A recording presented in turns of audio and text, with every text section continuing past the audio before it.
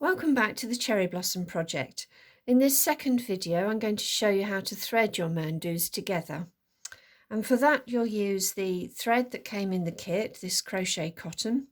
You'll need a reasonably large-eyed needle, so I've got some chenille needles here, number 24, so it's got a nice sort of oval shaped eye to get the thread through, but anything you've got in your needle case that works is fine.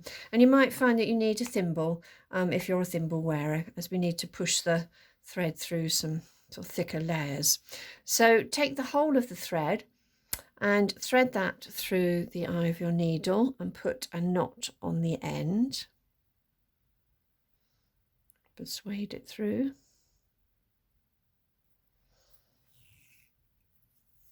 So put a knot on the end of your thread using your preferred method. This is mine, wrapping it around the needle a couple of times. And then again, as we did before when we were making the mandus, trim off the tail. And then taking your largest mandu, just gently squeeze the centres together. Pop your needle in the centre of the mandu on the side that you've stitched, popping out roughly on the centre of the back of the mandu, and take your needle through, and then pass the needle back through, taking a small stitch on the back and coming out in the centre. Now this time, as we pull it up, we're going to allow the mandu to expand to its original state. So I'm just going to gently pull that tail in. So we don't want to flatten the mandus. So when you're sending them back in a box, make sure it's in a box that has enough space for these to remain the same size so they don't arrive flat packed. Right, finish that off by just taking a little stitch across. And with luck, your thread won't knot. Right, so that's your first one. So going up in incremental sizes, the next one is going to be joined on. So we're going to come from the bottom till the needle comes out to the stitch side this time.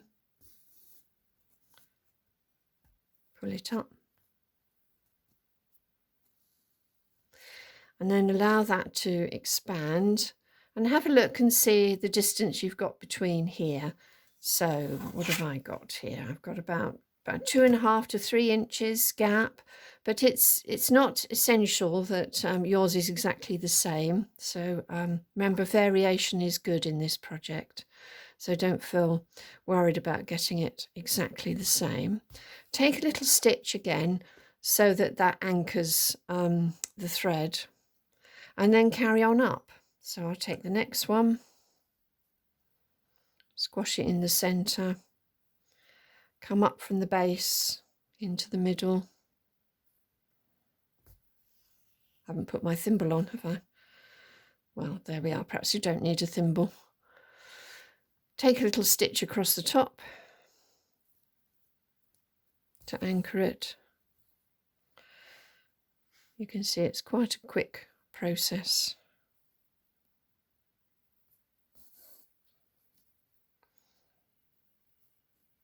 Might need to extend your thread now a little as we get up towards the top of the mandu. So now we've got 3 joined together. Another stitch. And the last one.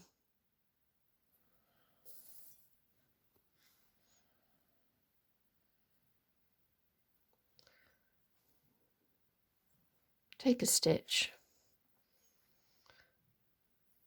And that's finished off. And then the rest of the thread can be used to make a loop at the end. So literally just double it over and an overhand knot, just knot that together. Perhaps remove that tail there. And then don't forget to attach your label with your name on there as well. And then it's ready to come back and be popped in a box, ready to come back to me to join all the others which are hanging up behind me.